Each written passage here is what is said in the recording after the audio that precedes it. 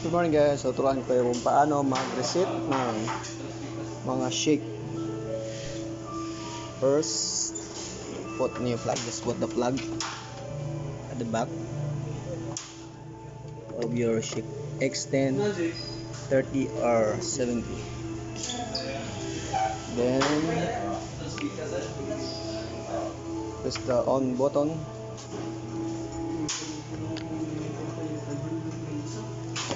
Siya na kay walay hawak ko lang. And then long press is mix button and digital. Sige, reset. For that one, minutin niyo ulit. And then saksak. Okay. We are ready to go now. So ready reset. Yun lang kadali again. Shake 10, 30 and 70 para sa nasunod na reset. Okay guys, thanks for watching.